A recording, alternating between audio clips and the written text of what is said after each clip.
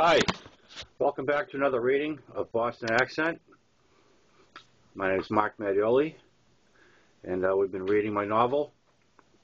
We're right now partially through chapter 4, and I'd just like to make a little disclosure here that I haven't made up to this point, and that is this book does contain adult subject matter, and from here on there's going to be some stuff that's definitely R-rated going forward. So if you're not 18, if you don't have your parents' permission and you're on here,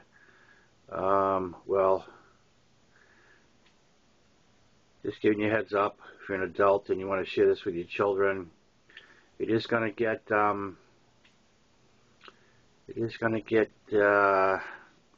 dicey going forward. There's going to be some bad words and some sexual stuff. So you need to be mature, of mature mind to participate in the reading going forward. Okay, I don't want any hate mail. Hopefully, all you parents have those locks on YouTube, so your children don't view things that they shouldn't. You don't want them to get grown up too quick, And this book will do it to you. This book can definitely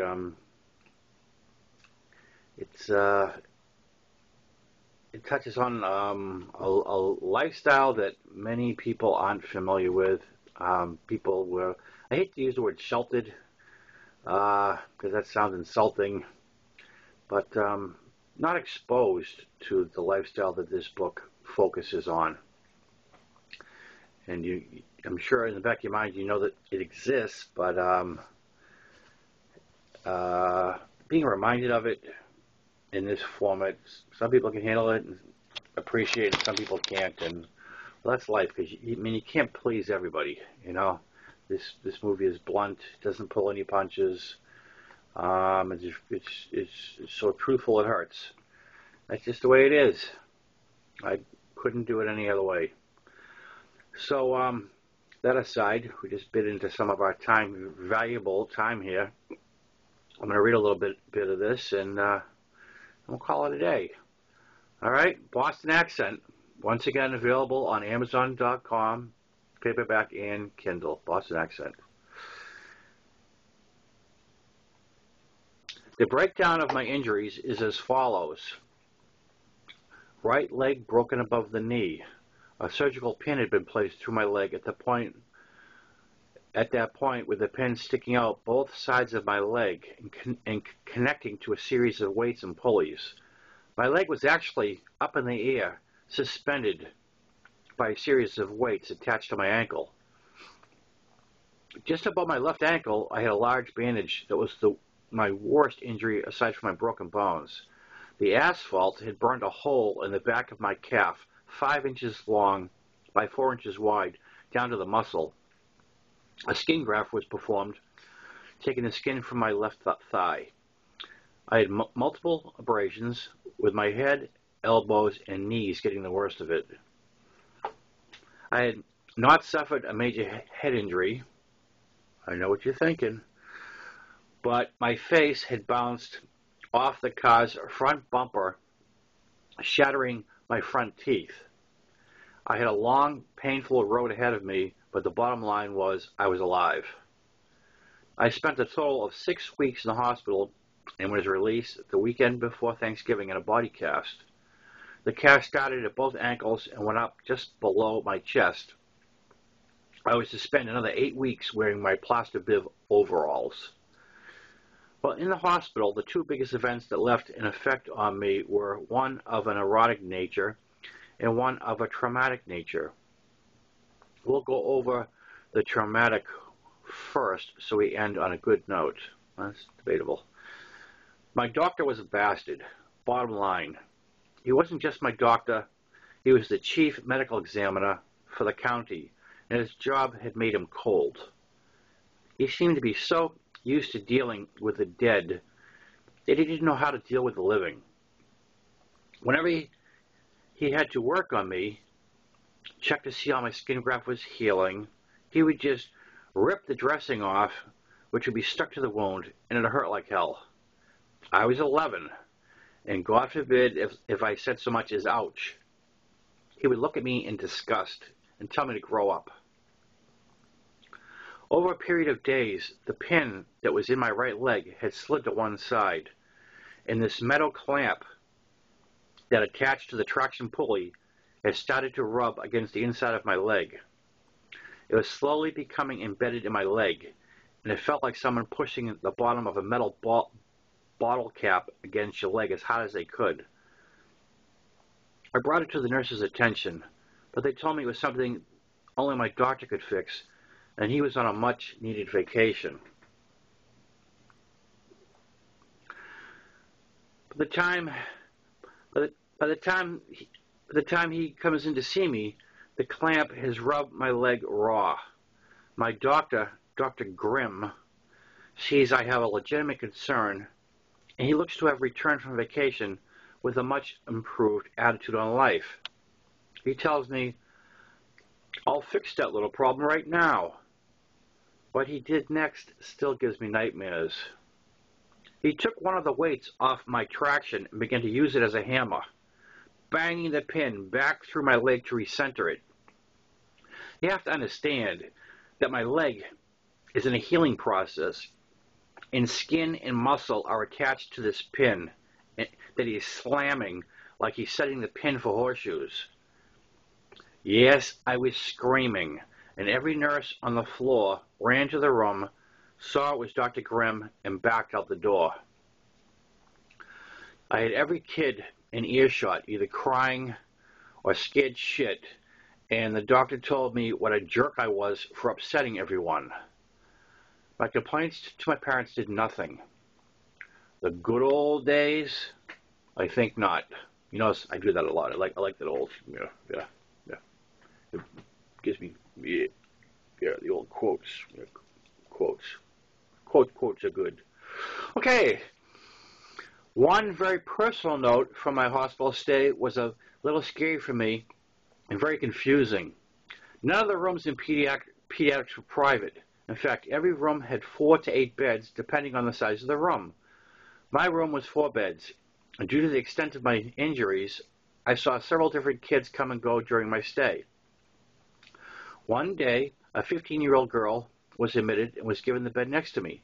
Her name was Marie, a dark-skinned Italian girl with long, jet-black hair and the most beautiful face I had ever seen. The fact that she was 4 years older than me meant nothing in the way of discouraging my hospital bed advances. In fact, this fateful meeting would establish my long history with an attraction to older women. Marie would sit on my bedside, close to me, touching me gently, and gazing into my eyes with these beautiful big brown eyes. It was during one of these tender moments that I became aroused for the first time at the age of 11. That's right, Mr. Boner comes to town. It would have been a great first moment, except that I didn't know what was happening. I had no older brothers, and the subject had not come up, no pun intended, from anyone that I was hanging with. Ditto. The first thing that crossed my mind is, oh great, now what's wrong with me? I didn't dare tell a nurse for fear she would tell my doctor, and there's no way I wanted him involved. He might hit it with a weight to bring down the swelling. So who do I tell? My mother, of course. Talk about an uncomfortable moment. Not for me, for her. I couldn't care less. I just wanted to know what was wrong with me. My mother looks ill at my question, takes a long pause, and says, "I'll ask your father," meaning Ralph. The next day, I'm lying in bed, just thinking about Marie. She has gone down to surgery for a procedure. I'm thinking about her, sitting in my bed. So close to me, I can feel the warmth of her body through her robe. And suddenly, look out. Mr. Boner is back for round 2. That night, my mom comes in to visit, and before she can even sit down, I ask her, "What did Ralph say?" She plays coy and says, "About what?" Agitated and excited to know Ralph's diagnosis, I say in almost a shout, "My penis! Why is it hard?" My horrified mother shushes me while looking around to see who may have heard me and whispers, "Ralph says it's hard because you've been touching it." This causes me to talk even louder. "Touch it? I haven't touched it. I can barely reach it. I'm in traction." I come to the conclusion that I'm not going to get the correct answer from my parents and decide that since it's not painful, I will learn to live with it. It's now the weekend before Thanksgiving, and I'm being loaded into an ambulance to transport me home to Pineville, where I'll spend the next 8 weeks in a body cast. The cast sucks, but I'm thrilled to be out of the hospital and away from Dr. Grimm. My parents have rented a hospital bed with the side rails that keep you from rolling out of bed, although I don't see how that is possible in this cast. I am originally set up in the dining room so I can better participate in Thanksgiving and Christmas, but as they pass, I am moved to my bedroom. When I first arrived home, my mother came and sat by the side of my bed, and she had a couple of surprises for me. The first is she's pregnant, and I will have my first sibling in April.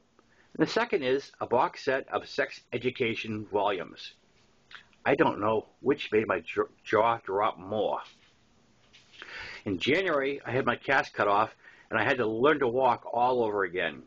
I returned to school in February, having been out for 4 months, and reported right to the office as I had been instructed. The principal had made a point of being there when I arrived to personally welcome me back. He was horrified when he saw how long my hair was, which was past my shoulders. It was 1969, the year of Woodstock, and I was very much aware that it was hip to let your hair grow. Problem was, there weren't too many parents that wanted their children compared to pot-smoking hippies. My mother had let me slide only because of the accident. She didn't have a problem with long hair, so when she asked me if I wanted a haircut before I returned to school, and I said no, she was fine with it. The principal was not fine with it. He pulls me in the office and tells me my hair is unacceptable and a bad influence on the other students. I end up going home with a note from my parents explaining that the school has guidelines that must be met, and is off to the barber we go. Okay, we're gonna stop right there.